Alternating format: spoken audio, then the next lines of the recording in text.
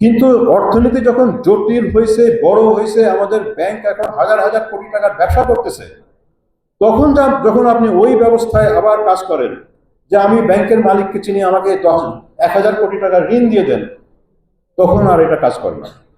তখন আপনার পুরো অর্থনৈতিক কোলাপসের দিকে চলে আসছে। যে জিনিসটা আগে কাজ করতো এবং খুব ফাংশনাল ছিল, এখন এটা ডিসফাংশনাল হয়ে গেছে।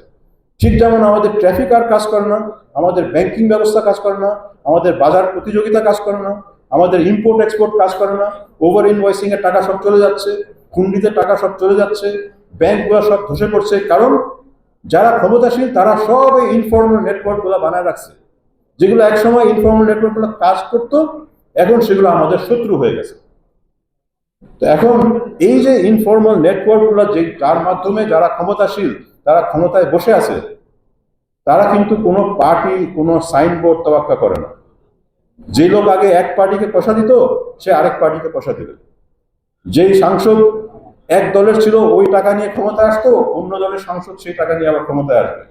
এইটা যদি হয়, তাহলে আমরা যাই আইন কানুন পরিবর্তন করি, আমরা যেই সংবিধান সংশোধন করি, কোনো পরিবর্তন হবে না। কারণ ওই যে গোপন ইনফর্মাল পাওয়ার স্ট্রাকচার গুলো, তারা আগের মতোই কাজ করতে থাকবে। আমাদের আইন তারা ভাঙতে থাকবে, নতুন আইনও ভাঙবে, আগের আইনও ভাঙবে, আইন পরিবর্তন করে কিছু হবে না। তাহলে এখন আসি কঠিন প্রশ্নে। যদি এটাই হয় সমস্যা, যে আইন কানুনও পরিবর্তন করতে হবে, ক্ষমতার যে গোপন ক্ষমতার স্ট্রাকচার গুলোকে আমাদেরকে ভাঙতে হবে, তাহলে সেটা কিভাবে করা যায়? আমার বক্তব্য হচ্ছে যে এই কাজটা আমাদেরকে এখনই শুরু করতে হবে। আমাদের এখনই শুরু করতে হবে। সবকিছু আমরা কালকে পরিবর্তন করতে পারবো না, কিন্তু কাজটা আমাদের এখনই শুরু করতে হবে। এবং সেটা শুরু করতে হবে সকল সংস্কারকামী রাজনৈতিক বন্ধুদের সহায়তায়। রাজনৈতিক দলকে ছাড়া এটা হবে না। এবং রাজনৈতিক দলদেরও বুঝতে হবে যে তারা যদি ক্ষমতায় আসে, এই ক্ষমতার বিন্যাসকে জায়গায় রেখে তারা ডেলিভার করতে পারবে না। তারা যখন যাবে যে আমি এখন স্বাস্থ্য ব্যবস্থা ভালো করতে চাই, শিক্ষা ব্যবস্থা ভালো করতে চাই, বাজার অর্থনীতি ভালো করতে চাই, তাদেরকে সেই গোপন শক্তি ঠেকাই দেবে। এবং তাদের পক্ষে সেই গোপন শক্তিকে ভাঙা এককভাবে সম্ভব হবে না, কারণ তাদের সাংসদরাই, তাদের সমর্থকরাই ওদের সঙ্গে মিশে যাবে। তখন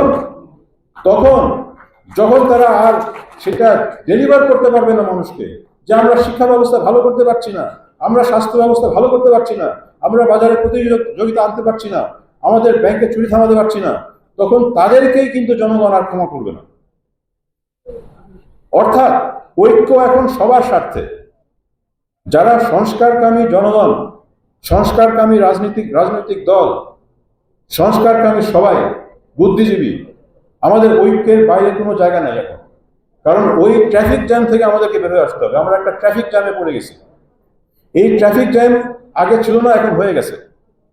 এবং এখানে ওই আগের ব্যবস্থায় যে নির্বাচন করে, ভাই 2006 সালে তো ফ্যাসিবাদ ছিল না, 2006 সালে ফেরত যাই। আমাদের 2006 সালে ফেরত যাওয়ার কোনো জায়গা নেই। 2006 সালের পরে তো ফ্যাসিবাদ হয়েছে আস্তে আস্তে। এখন আমাদের 2006 সালেও না, আমাদের 2006 সালের পরবর্তী জায়গায় যেতে হবে। এখানে আমাদের কিছু শক্ত পদক্ষেপ এখনই নিতে হবে। বড় বড় ডিফল্টার যারা, বড় বড় চোর যারা, আপনি 1 জন 2 জন 3 জন করে ধরেন, বিচার শুরু করেন। তাদের যে চুরি করা অর্থ, এগুলা ফেরত আনা শুরু করেন। মানুষ দেখুক যে ক্ষমতাশীল যারা, তারা সব সময় পার পেয়ে যাবে না। আজকে সকালে বিচার নিয়ে আমাদের শহীদ ফ্যামিলিগুলা কান্নাকাটি করলো যে বিচার কোথায়। বিচার শুধু খুনের বিচার তো হতেই হবে, কিন্তু চুরির বিচারও হতে হবে। যারা টাকা চুরি করেছে,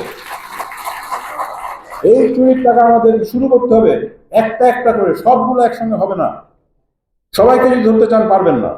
আপনি 2টা 3টা করে ধরেন, টাকা ফেরত আনা শুরু করেন। এটা করতে পারলেই আপনার সেই গোপন স্ট্রাকচার গুলা দুর্বল হবে।